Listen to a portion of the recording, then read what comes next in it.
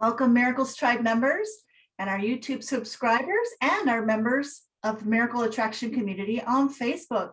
I'm Teresa McGallicher, and I'm here with Carly Hardy, and we have another incredible guest for you in our continuing series of people whose lives have been positively transformed by their practice of A Course in Miracles. Our guest today is Blanca Rios, coming to us from Florida, and Carly's going to tell you all about her. Thank you so much, Teresa, and a warm welcome to you, Blanca. Thank you so much, both of you ladies. Thank you for having me. A pleasure to be here. Yes, we're happy that you're with us, and I'll start with just a little background. Okay. So Blanca describes herself as a mind alchemist. She is a women's empowerment coach and a psych-k facilitator whose passion is to guide women on their personal journey as they discover who they truly are and courageously embrace their worth and power to boldly unleash their divine potential. So we would love to have you tell us a little bit more about the psych-k facilitator, and then just fill us in on your journey and what you're doing now. Thanks so much. Thank you. So yes, psych-k facilitating, psych-k is a process that incorporates the subconscious, the conscious, and the superconscious. And we're using what we call balances, which is the actual process itself.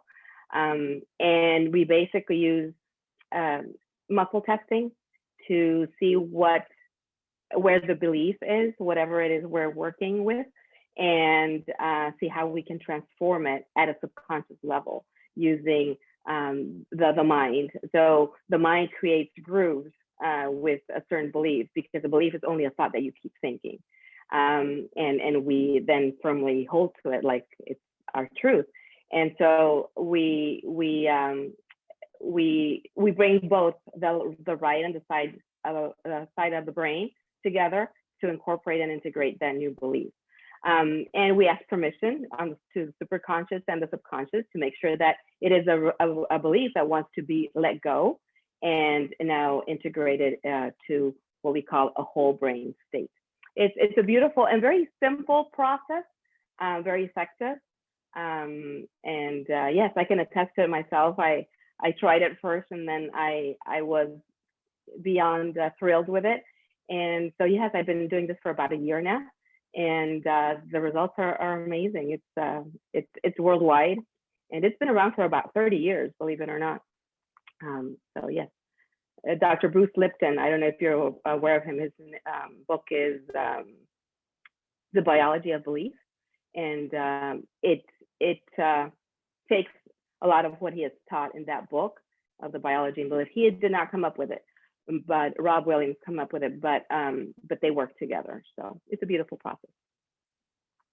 And I offer a pre-session, an introductory session, not a session per se, but more of an explanation to see how that can work for the individual. And it's on my website. Okay, so then you want me to go ahead and talk about my experience with ACIM. So I went through a couple of divorces years ago, about 13 years ago, and at that time I was feeling very disconnected and very stagnant and confused. And so life led me to the East Coast. I'm from Arizona. And one thing led to another, where I slowly started to realize that life was so much more than the story, the trauma, the whatever that I was so engaged and attached to. That led me to Unity Church, which at that point they were offering a course, or not a course, but a study group on A Course in Miracles, which I vehemently resisted and pushed away. From that moment forward, the Course in Miracles kept popping up for me in different ways, shapes, or form, listening to people talk about it. I saw the book, but I didn't want to see it. And there was no real reason other than the fact that it was just not for me. And so one day I just eventually purchased the book, and it sat on my shelf for another few months, maybe 6 months. And eventually I picked it up. And now in hindsight, I can tell you that it clicked quite easily for me. Yet I have heard so much about the fact that it is very overwhelming and hard to understand, that I guess I kind of bought into that. And so I kept making excuses for myself that I needed further instruction or more understanding or this or that. I eventually got to the workbook and started doing the lessons, and it was very superficial. So I would just go through them. And I did that about 3 or 4 times. And eventually I realized that there needed to be a commitment. I went back to the introduction, and the introduction says that this is a mind training.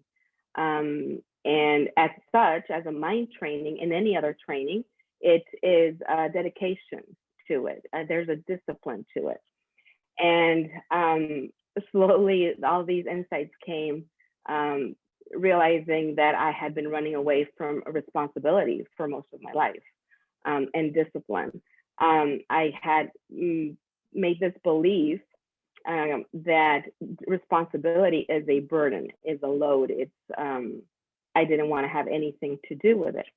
And so I eventually realized that the common denominator in all of my life experiences, including the divorces and everything else, was all about me, and it wasn't the other individual or whatever I was blaming and pointing a finger to. And at some point in the course, and this was over a course of years, it wasn't like in the first read or anything like that, but over the course of the years and over the course of the course, I came to that sentence that says, your worth is established by God. And that opened a whole new gateway. And I began to realize how much of all my experience was attached to that unworthiness belief, or not enough. And then I realized that the course having to be a discipline, I wanted to dedicate time and devotion to that. And in that, I started feeling a freeing.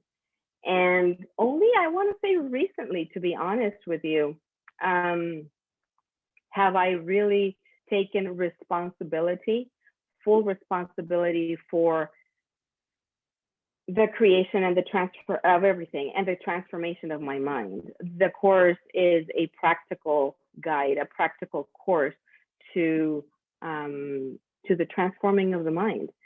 Romans 12:2 says, is one of my favorite verses in the Bible.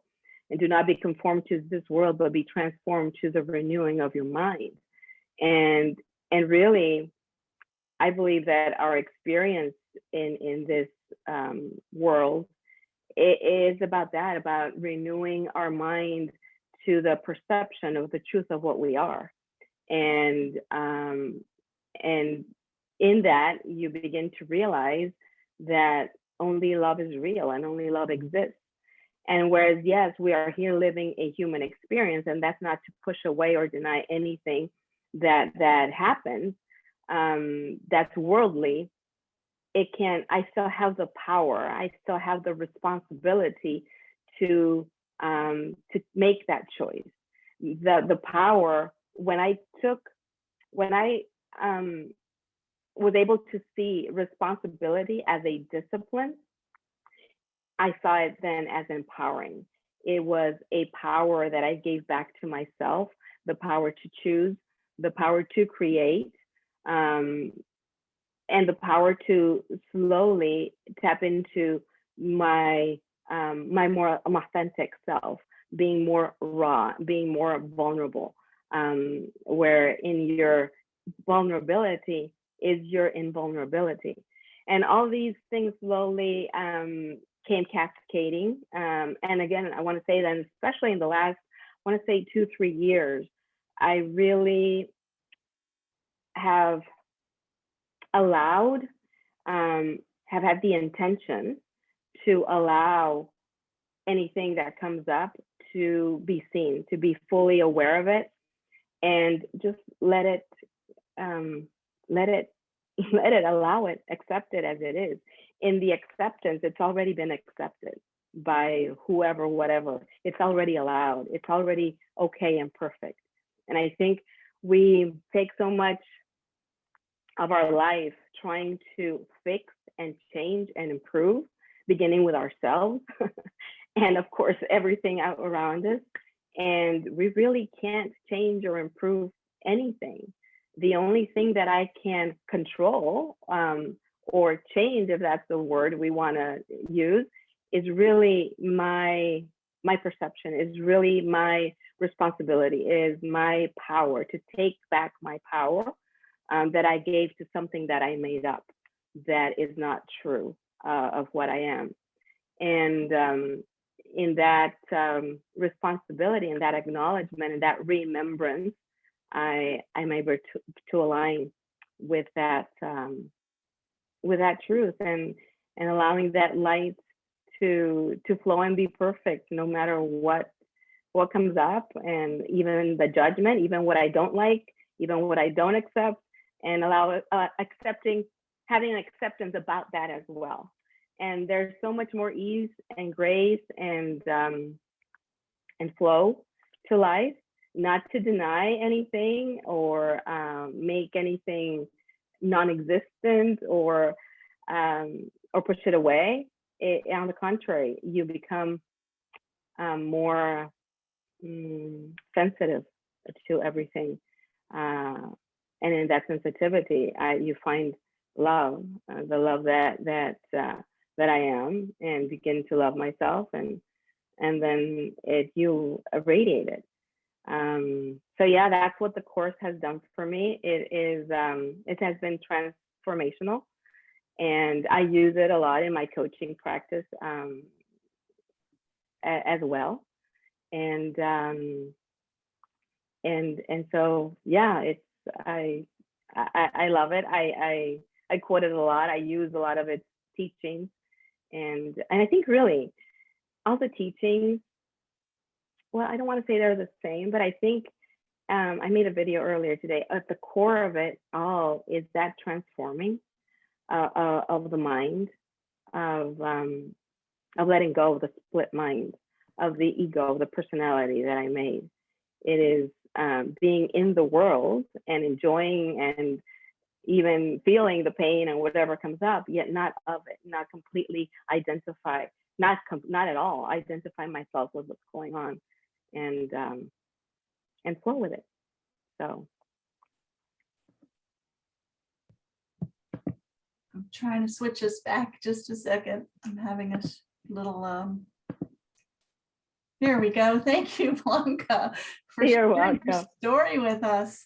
And would you please tell our listeners where they can find more about you and what you're up to nowadays? Sure. My website, blancajrios.com. And I'm now teaching and coaching in Spanish. So right now I'm offering my coaching and psych-k sessions in both English and Spanish. And a course is coming up beginning of October. It's in Spanish. It is One Bold Decision, or Una Decisión Audaz in Spanish. And it will be in English as well, probably towards the end of October. And then at the beginning of the year, I will be offering Begin Anew, which is a longer program, a coaching program live with video and handouts and so on, and also in Spanish. So that is my offerings. Wonderful. And we'll post the links to that in association with this video in the show notes so people can find you, our Spanish speaking audience. And thank you so much for being here with us today. Thank you, guys. I really appreciate it. I loved being here with you guys.